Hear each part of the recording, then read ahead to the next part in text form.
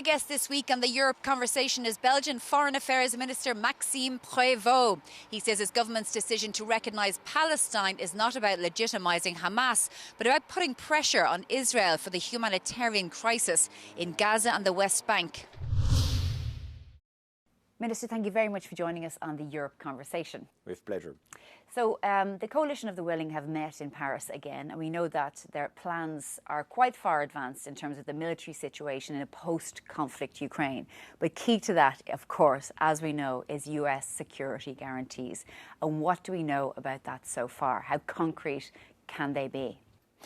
That's a good question, and frankly speaking, when I was in Odessa last week, I discussed with my Ukrainian counterpart, and he explained to me and to my colleague coming from Luxembourg and the Netherlands, because it was a Benelux mission, that US and especially President Trump and Secretary Rubio made strong commitments related to this not only guarantee but really legally based backstop. So that's something which should be normally like an Article 5, let's say, way of thinking. Of course, till now, I didn't see any paper in order to identify whether or not it is enough strong in order to give to Ukraine certainties. But I think that it's important also that the US play an important role, but of course Europe also have to take responsibility. From the Trump perspective, how reliable can these security guarantees, this backstop, be when we know over the past few weeks in particular we've seen him change his mind over things like a ceasefire? And look, at the end of the day, it's not Article 5 because Ukraine is not in NATO.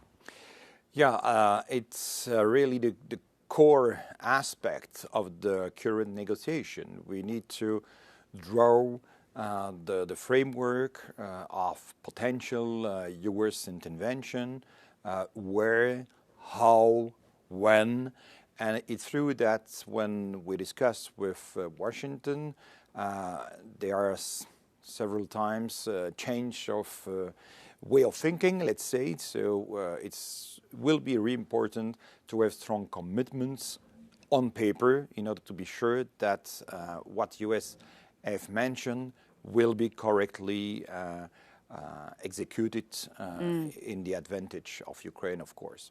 From a Belgian perspective, in the last few weeks, we've seen the European Commission really pushing for an updated scheme to take the 200 billion euros of frozen assets that Russia has in Europe, mainly, in particular in Belgium. And it's really sort of, the momentum has grown since the recent attack in Kyiv, particularly against the European Union's offices and so on. Is the Belgian position for moving on this? Frankly speaking, and I clearly mentioned it once again in Copenhagen last week, confiscated those Russian sovereign assets is really not an option for Belgium. And maybe changing also the strategic investment of the current assets frozen in Brussels is also not an option for Belgium. Because when we analyzed the two options, we have many experts underlying the high risk, both legal, financial risk it can generate if we decide to confiscate. Of course, it will be a very bad signal to other countries worldwide. Some of them also have assets, sovereign assets, in Brussels or in other places in Europe. And so we consider that confiscated those immobilized assets should trigger the financial places, should generate some disturbance and erode also the confidence, the trust in the euro. So it's really something that should create huge bad impact, systemic consequences Yeah. for the credibility of the European financial places, according also to the European Central Bank. So it's why I express the fact that Belgium will not take this risk and certainly not alone. Belgium has announced, you have announced as Minister of Foreign Affairs in Belgium, that Belgium will eventually recognise Palestine. First of all, the reaction to that from the Israelis for other governments since October 7th is that you're rewarding terrorism, because the offshoot of October 7th is that several countries have decided to recognise Palestine. What's your response to that criticism by the Israeli government? First, the context on the ground is really inhuman, especially in Gaza, when children, women, older people, and many citizens are starving. It's completely unacceptable. And I remind to the Israeli government that cutting off any humanitarian aid is a war crime. And so, seeing the fact that the Israeli government intend to launch new processes, not only for the total military occupation of Gaza, but also for the expansion of new illegal settlements,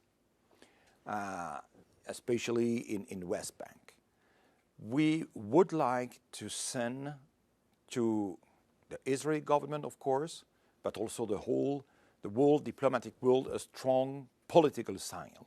But in the same time, we will consider that the moment for Belgium for officially recognize the state of Palestine will come later, when two conditions will be meet in order to avoid precisely to give the impression that we would like to reward Hamas.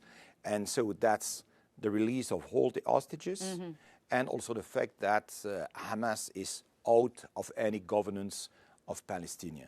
That's two conditions for a formal and legal recognition of the state of Palestine for Belgium. So let's look at what we heard from Kaja Kallas, the EU's foreign policy chief. She said that the US's unshakable support for Israel means that Europe is a little inhibited in what it can do. But in particular, when there has been some proposals, such as the most recent one from the European Commission to partially suspend Israeli access to Horizon, the main obstacle is Germany. Germany has refused all along to any sort of progress in sanctioning Israel for what the EU even regards as breaches of international law. Of course, I respect the sovereignty of whole government to take decision, and I understand why Germany doesn't want to take sanction against Israel for historical reasons. We know that, but I've also seen that Germany has decided to, for instance, take strong commitments regarding the export of weapons to Israel. So the lines are moving, and maybe we will be able to achieve extra results. I think it is important also for the credibility of the European foreign policy. Frankly speaking, this credibility of the current foreign policy is collapsing. And it is not the fault of Kaja Kallas, let me be clear. I really underline his strong involvement for leading the foreign and security policy of Europe. But for many of our citizens, it's quite difficult to understand why, especially regarding the situation in Gaza. It is impossible for the EU to take strong decision. It's they don't understand why we are not capable to take specific sanctions, seeing the different images we are looking when we open the television. One of the other things that you're going to do is stop importing goods from illegal settlements in the West Bank. Slovenia has done this. Ireland is doing something similar. Norway has done something similar in relation to boycotting sort of settlements.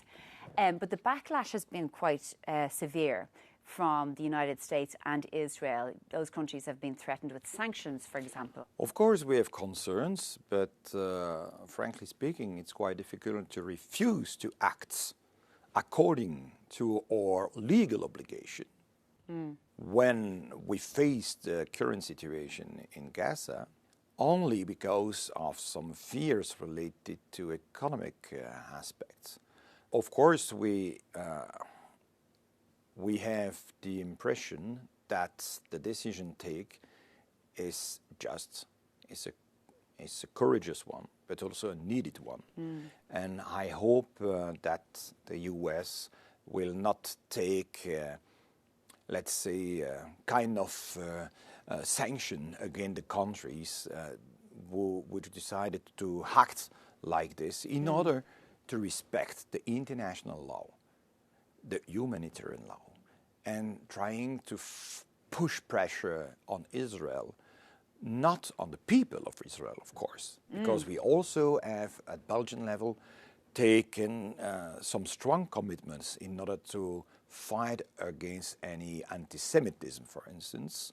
But it's really one of the measures taken in order to fight against the current far-right extremist government and the way this government is acting against the Palestinians. Okay, Maxime Prévot, Minister for Foreign Affairs of Belgium, thank you very much for joining us on the Europe Conversation. Thank you.